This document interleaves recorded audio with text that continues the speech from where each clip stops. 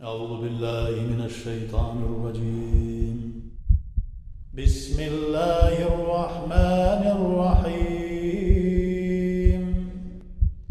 الحمد لله رب العالمين الصلاة والسلام على رسول الله محمد وعلى آله وصحبه أجمعين. Ассаламу алейкум ва рахматуллахи ва баракатуху. В одном из своих благословенных хадисов Мухаммад ﷺ говорит, что «Ман гарафа нафсаху, гарафа раббаху». Кто познал себя, тот познал Аллаха. Или кто познал свой нафс, тот познал Аллаха. Эти два понятия. Нафс относится по отношению к самому к себе, к личности.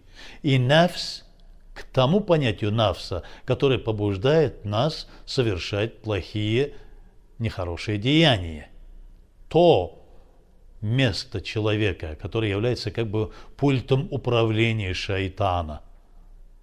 Если мы познаем себя как личность, то есть если мы поймем, откуда мы пришли и куда мы идем, и кто мы такие, задавая вот эти три вопроса, если мы поймем, что тот аят, который «Инна лилляхи ва инна илайхи раджиун» относится к тому, что мы созданы, сотворены Аллахом, субхана ва тааля, посланы на землю для того, чтобы пройти то испытание, которое нам предназначено. Ва инна илайхи раджиун. И в конце концов предстанем перед Ним и будем отвечать за все то, что мы творили в этой жизни, в этом мире, в своем существовании. И кто мы такие? То есть мы были ничем. Посредством капли, которая вышла от отца и успокоилась в чреве матери. И после этого мы, превращаясь из одного состояния в другое состояние, где Аллах Субхану ва Тааля в Коране объясняет нам, какие эти состояния, мы стали людьми совершенными, красивыми, сильными. Но в то же время мы должны всегда помнить, что мы пришли на эту землю, то, что Аллах Субхану ва Тааля нас сотворил. Он дал в этом мире нам все, но в то же время будет спрашивать за все. Так называемый inclusive, то есть в этом мире Аллах Субхану ва Тааля дает все, все включено. Но через некоторое время, когда настанет время покинуть эту так называемое место обиталища, землю, жизнь, то тогда мы должны будем оставить все, то, что мы получили в этом мире. Мы должны будем оставить все и предстать перед Аллахом. Пришли без ничего и уходим из этого мира без ничего. В то же время второе понятие – нафс. Нафс – это то место в человеке, где вместе собраны все его эмоции, чувства и то, которое призывает и управляет человеком, как говорится в сурате Юсуф, «Ан-нафсуль аммаратун», то есть нафс иногда нам приказывает творить какие-то нехорошие дела.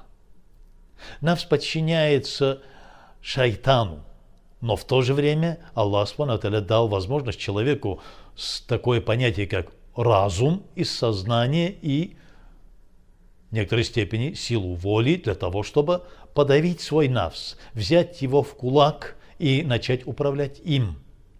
Если мы поймем, что нафс заставляет нас ругаться друг с другом, если мы поймем, что нафс заставляет нас следовать какой-то моде, бегать за этой земной жизнью, что нафс нас заставляет обижаться друг на друга, нафс заставляет нас заниматься собирательством, накопительством.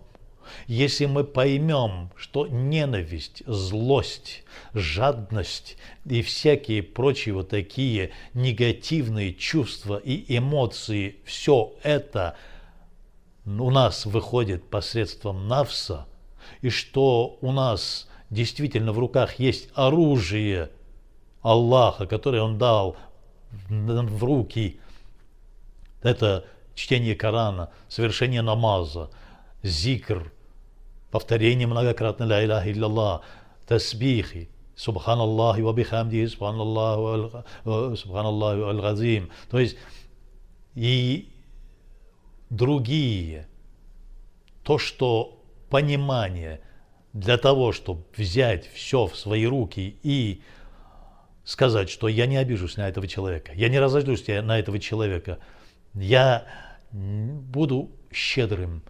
Если мы достигнем вот этого, поймем, что нафс заставляет нас совершать плохие деяния, то тогда мы познаем, что в этом мире хозяин только Аллах. И все совершается по повелению Его. Маша Аллаху кана, ома лам яша лам якун. Все то, что пожелает Аллах, все будет. Но что Он не пожелает, не совершится. Если мы что-то хотим и просим у Аллаха, и в это время Аллах тоже пожелает нам, чтобы это у нас случилось, это будет. Но если мы просим и очень желаем что-то и просим Аллаха, если Аллах не пожелает, то не будет. Мы это поймем, если сможем познать свою личность. Ман гарафа нафсаху, гарафа раббаху.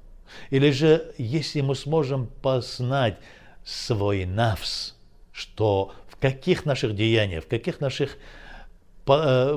наших действиях управляет нами нафс, то тогда мы познали Аллаха как хозяина и познали себя как раба. О Аллах, сделай так, чтобы мы были постоянными рабами Твоими и шли по тому пути, который Ты предопределил нам.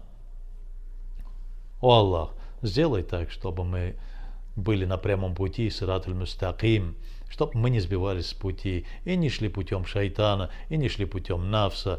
И Аллах, открой наш разум для Твоего знания и открой наши сердца для любви к Тебе. О Аллах, сделай так, чтобы мы были Твоими любимыми, теми рабами, которыми Ты доволен. Раббана атина фид дунья хасаната ва фил ахирати хасаната ва кина азабан нар. Аллаху акбар.